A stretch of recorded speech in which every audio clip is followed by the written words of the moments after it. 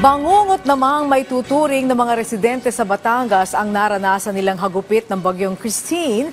Batay naman sa tala ng Batangas PDRRMO, umakyat na sa halos 6 na po ang bilang ng mga nasawi sa probinsya dahil sa bagyo.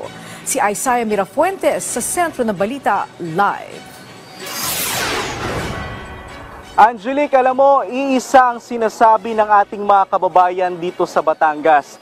Sa tinagal-tagal daw nilang nandito na naninirahan, ngayon lang daw sila nakaranas ng ganitong katinding hagupit ng isang bagyo. Nasanay sila sa pagputok ng bulkan, pero hindi nila akalain na isang bagyo pala ang magpapadapa sa kanilang probinsya. Tila bangungot para sa mga taga-Talisay, Batangas ang nangyaring paggugupit ni Bagyong Christine. Sa tindi ng lakas ng ulan, nangyari pa ang landslide. Dahilan para matabunan ng lupa na may kasamang tubig ang maraming kabahayan at ito rin ang kumitil sa buhay ng 20 katao. Sa barangay hall ng Barangay Sampaloc ay nakaburol ang mga ito.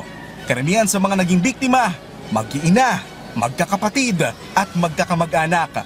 Kahapon, nakuha na ang pinakahuling missing person na 2 taong gulang na batang babae. Kinilala siyang si Amelia Faith Galupe. Matindi ang paghinagpis ng kanyang magulang dahil maliban sa kanya, namatay din ang kanyang nag-iisang kapatid na 1 taong gulang na batang lalaki. Sigaw ako, sabi ko, mga anak ko, sabi ko gano'n. Tatakbuhin ko pa ho sana palabas ng gate namin. Kaso, na ako, hinahagip na rin ako nung malaking landslide na iyon. Hanggang bewang ko na ho. Rescue pa ako sa ibang pala pamilya ko rin palang nakita ko na nagtatakbuhan na sa kabilang tumakbo na rin ako, wala na. Wash out na, hindi ko na nakita mula ng mga bahay. At 3 pa sa kanilang mga kamag-anak ay nasawi rin dahil sa pagguho ng lupa. Sinalanta ng matinding dilubyo ang mga Batanggenyo. Maliban kasi dito sa Talisay, Batangas, matindi rin ang naging pinsala sa katabing bayan nito na Laurel, Batangas. Bumagsak ang isang konkretong tulay dahil sa malakas na agos ng tubig sa ilog na may kasamang malalaking troso na bumangga dito. Ako yung 63 na, ngayon ko lang namin naranasan ang pangyayaring ito. Ultimo yung matatanda nagsabi ngayon lang nangyari ito dito. Maging ang Barangay Poblasyon 3 dito pa rin sa Laurel, Batangas ay labis ring nasalanta ng bagyo. Kagaya na lang ni Janelina na sa bubong na lang ng bahay na natili habang bumabagyo dahil sa taas ng tubig na sinabayan pa ng malakas na current. Ang bukang bibig ko lang po noon is kinakausap ko lang po si Lord na tulungan kami.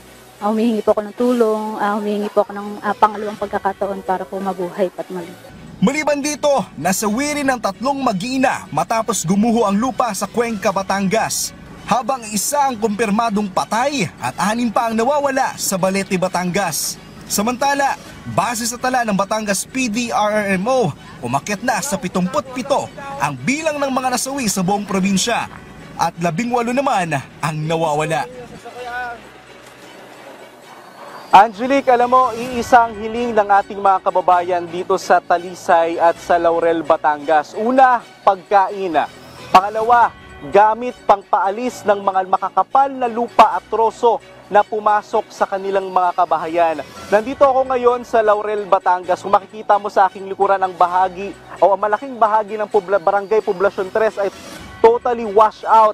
At papakita ko rin sa inyo, Angelique, yung bahagi ng tulay dito sa Laurel, Batangas na konkretong tulay ito. Pero kung makikita mo ngayon sa aking likuran, Angelique, bumagsak ito dahil sa malakas na agos ng tubig sa ilog na sinabayan pa ng malalaking troso. At yan muna ang latest mula dito sa Batangas. Balik muna sa iyo, Angelique.